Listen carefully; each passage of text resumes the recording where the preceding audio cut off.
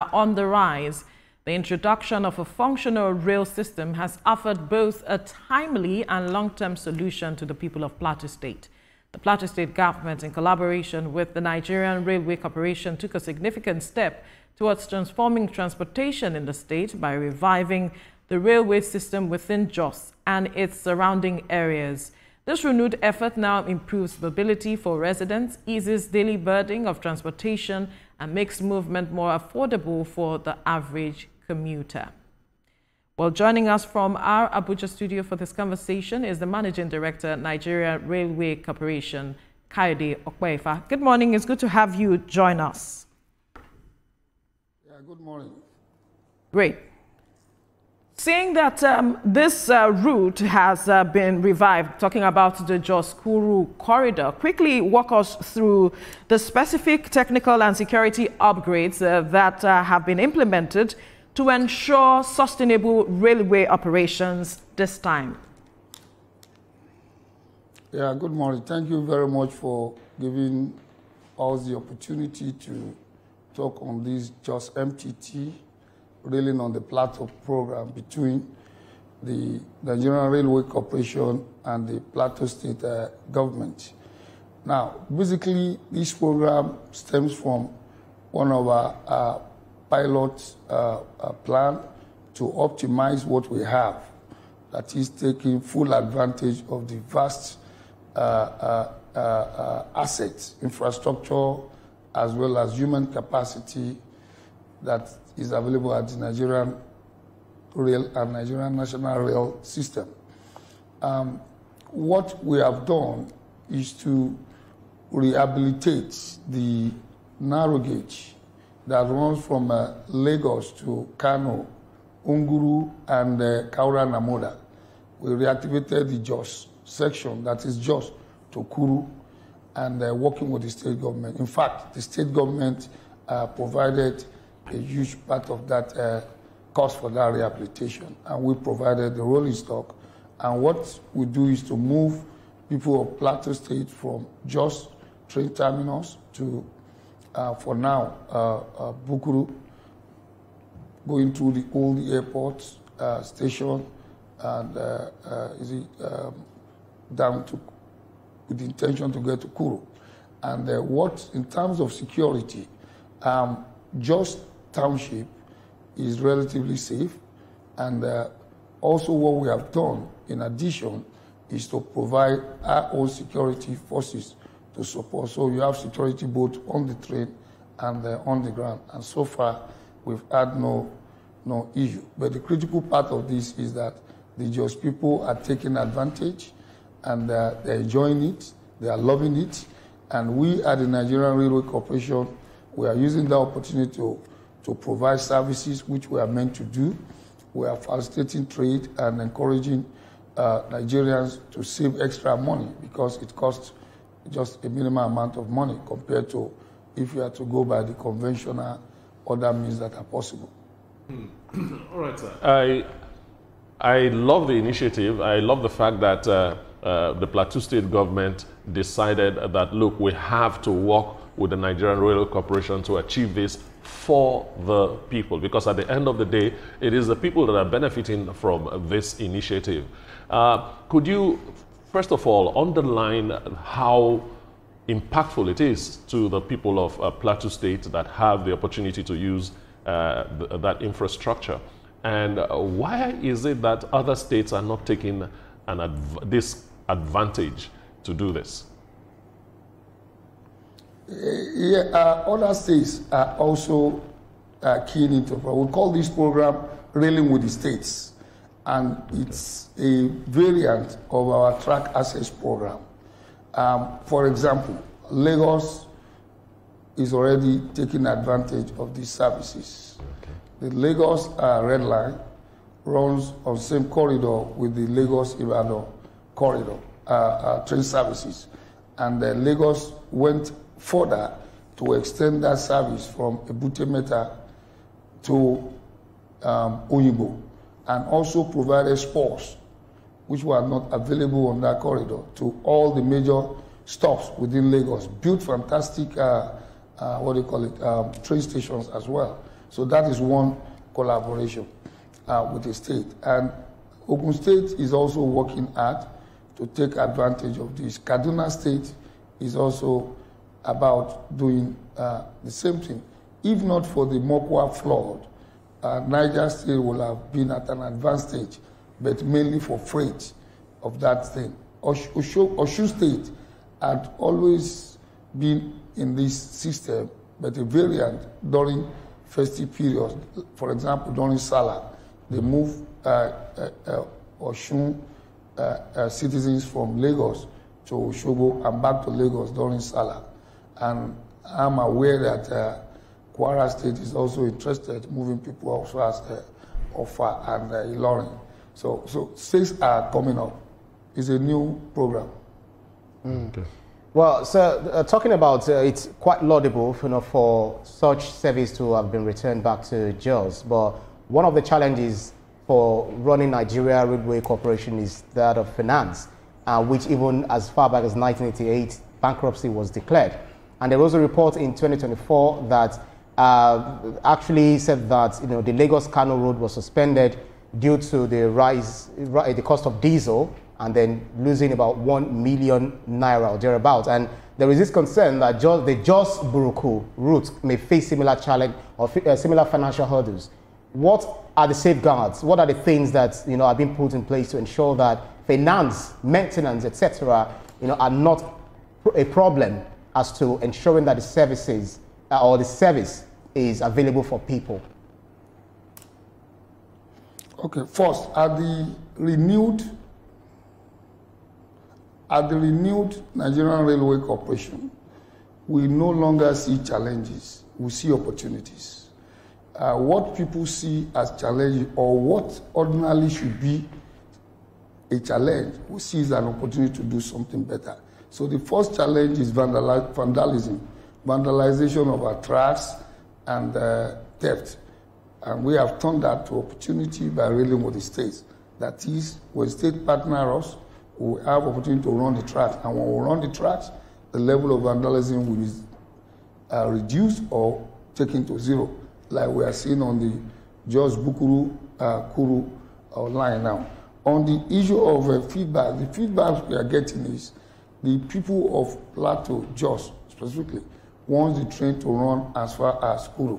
In fact, the government wants us to push further to Kuru. However, with this opportunity comes the issue of cost. And we're currently charging below par, below operational cost, because we want to give the dividend of democracy as directed by Mr. President. Mr. President wants us to go to the grassroots and let the people at the grassroots level feel that they are part and parcel of all the benefits the economic reforms are bringing. And that is what actually brought this program. The first subsidy removal triggered the Plateau State government to call for collaboration. So while that could be a challenge to us, it became an opportunity for us to extend and provide a sign for sustainability. You will recall there was a time people complained that rolling stocks were being stolen in Borno State, Maiduguri to be precise. Those are the coaches you have in Jos. So what we did was we have repurposed those coaches in Maiduguri where the plan to rail with the Maiduguri people was yet to start. We move it to Plateau and we repurpose them for immediate use. And those trains are being managed. They were resuscitated, they were rehabilitated, they were revitalized by Nigerian Railway engineers and personnel. So we have capacity to maintain, we have capacity to manage, we have capacity to run. The issue that is left is funding. Funding issues, yes, like every other part of the world, will look forward to continued support from government and government managers of funds to understand that rail transportation, or in general land transport system, or intra-city, interstate transport system, are always priority for government because they provide not just socioeconomic benefits, they provide security benefits, and they serve as trade enablers. So that mainly is the area of issue now. To sustain, we need continuous budgetary stream to back up these services, because the 8 business people will pay more taxes at the end of the day because they make more profit. Civil servant, public servant, MSME will do better at work, improve productivity. You will see in some of our trains, people are even playing chess. They are playing draft. They were dancing. They were singing. They are happy. Those are the kind of feedback we are getting. And many states have also approached us that come and run, where we might likely be in Bauchi before the end of the year. We are looking at being in Kaduna. Apart from the light rail system the state government is working upon, we are also working on running some train services in Kaduna within the metropolis of Kaduna and Zaria. All right. So the sustainability is key, the funding is key, and the support of the people too is key. Great. You mentioned that for this corridor rail line, that they are charging below par, which means the prices or the ticket price is subsidized. I am wondering how the government is making up for that, because it would be interesting to understand better how government intends to work around this pricing. And then the other question is that this Jos Kuru line is a strategic link between the eastern and western rail line corridor. But what are the broader goals for Plateau State in terms of the national grid, of they being a part of the national grid beyond the connection that we are seeing between the eastern and the western rail line corridor? Now, two questions in one. Now, on the issue of subsidy, this is the pattern all over the world. It's not specific. Even the Abuja, Kaduna, Warri, Itakpe, Lagos, Ibadan corridors are still subsidized at the current price they are, and it is the standard worldwide in rail transport system. So it's not strange.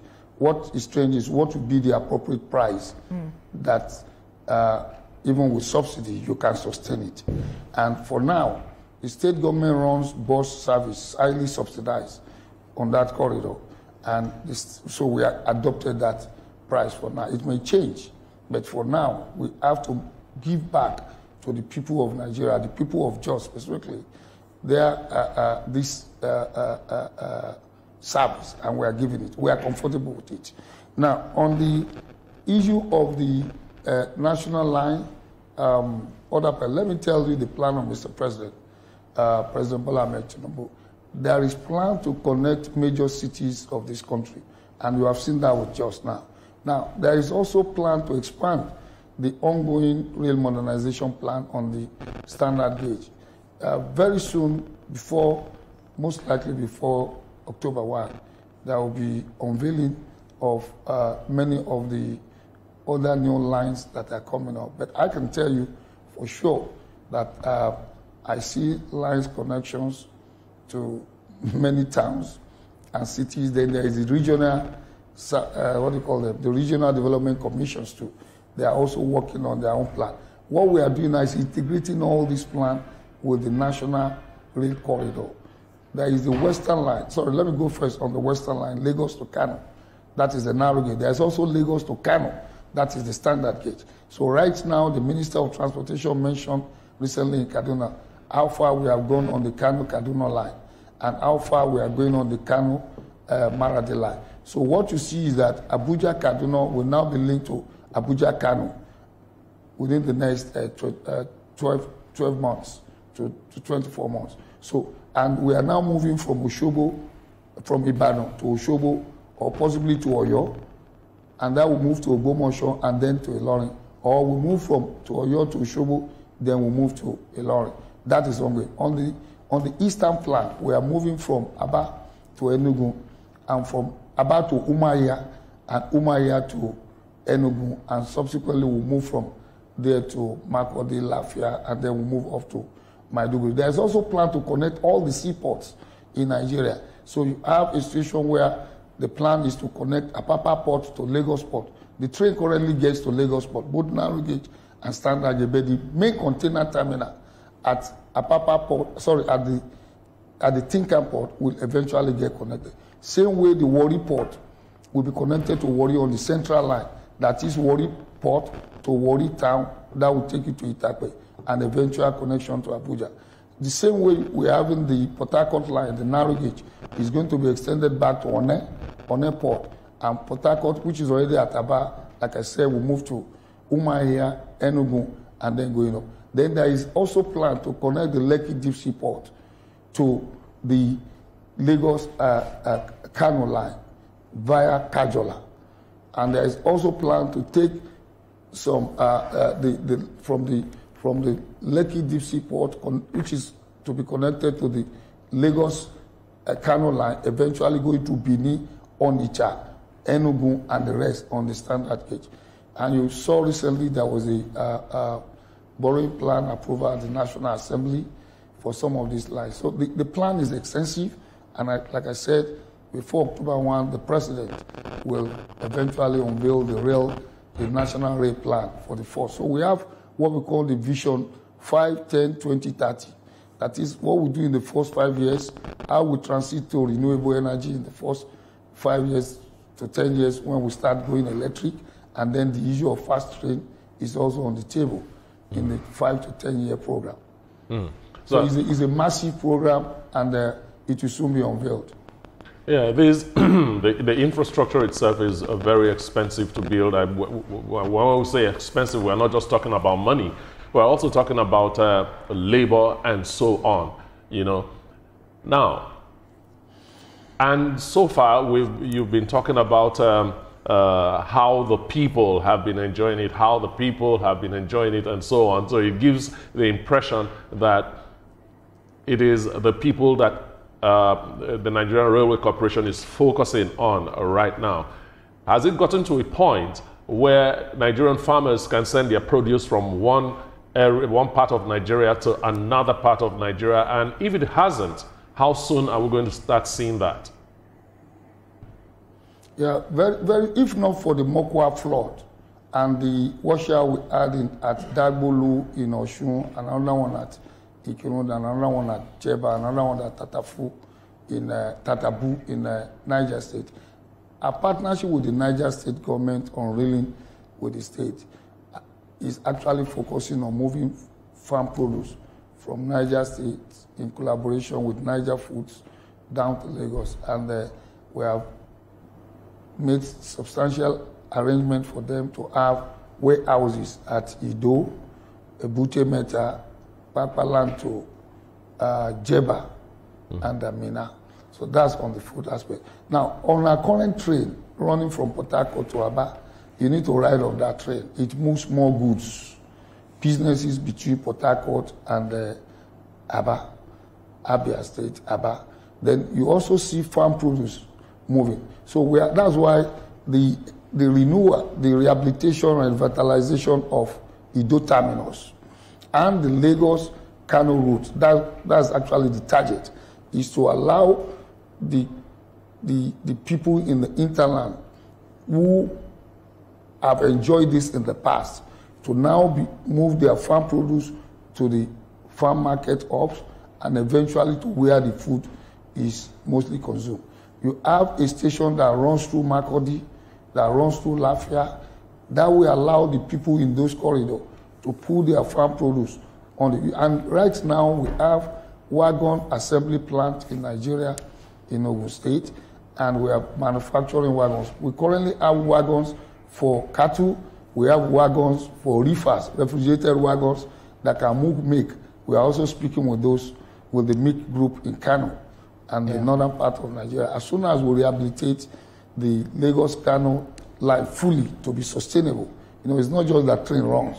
It has to be sustainable to the point that it doesn't break down.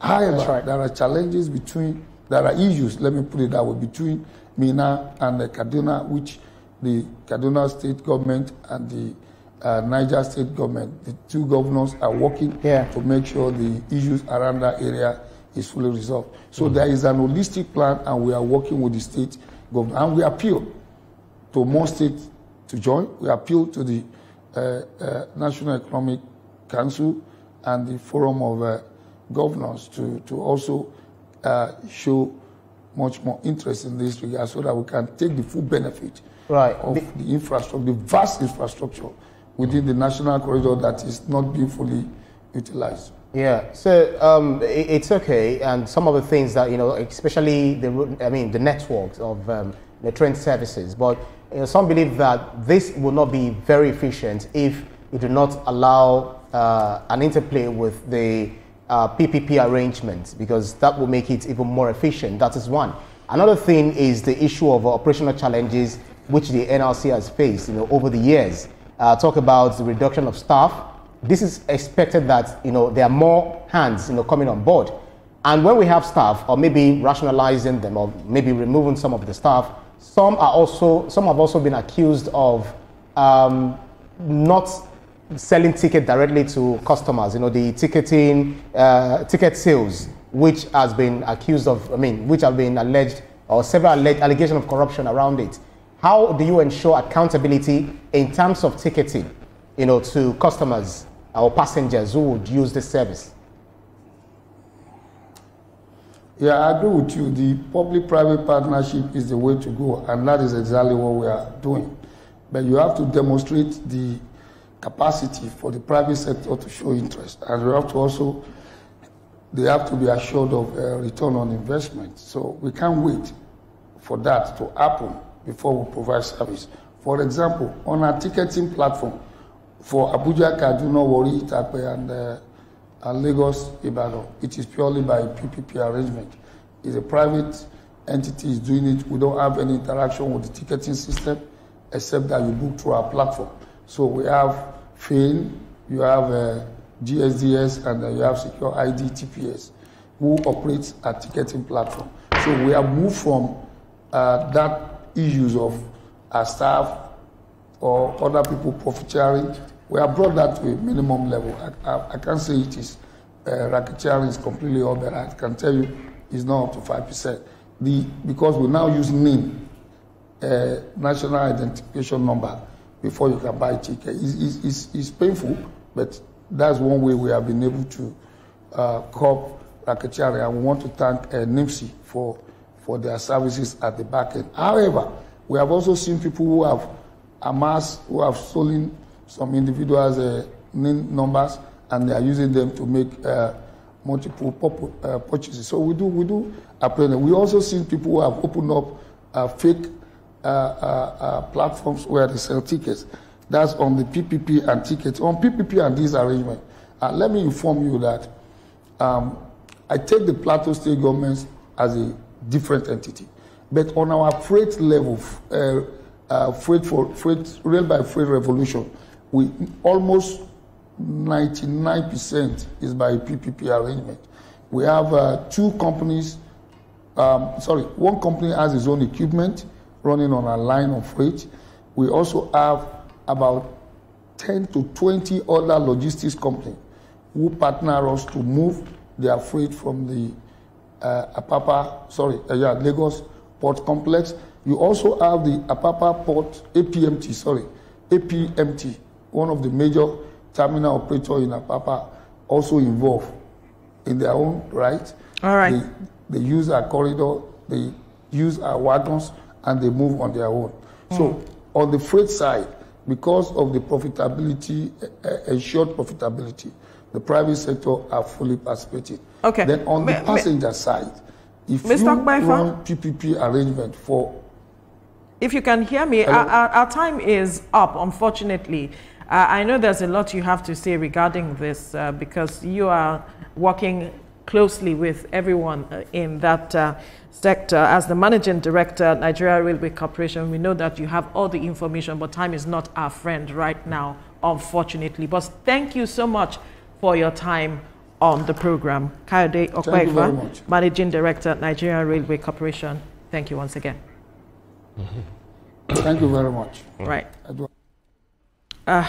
Well, this matter, I really wanted him to talk about the pricing for passengers because he said, yes, there is subsidy, obviously, but it will change. And the question for me was going to be, when will it change?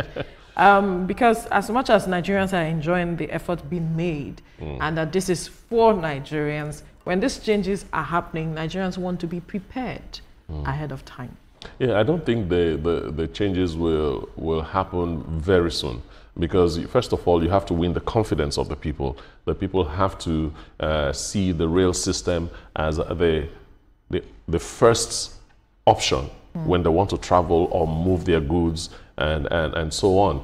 Once that is done and they have seen the level of patronage, then the pricing will start increasing slowly. It will not be from 0 to 50. No, it's going to be like 0 to 5, 5 to 10, and so on. You know, that's the way I believe they are going to do it, because that's the way most of these things are done. When a restaurant is open, they start with low pricing, and then they start, you know, step by step and so on. The sweeter the food, the higher the price. The price. Just to lure you, but it's interesting. Ibrahim, let's get your perspective regarding also the matter of vandalism. I think that aspect needs to be touched on critically.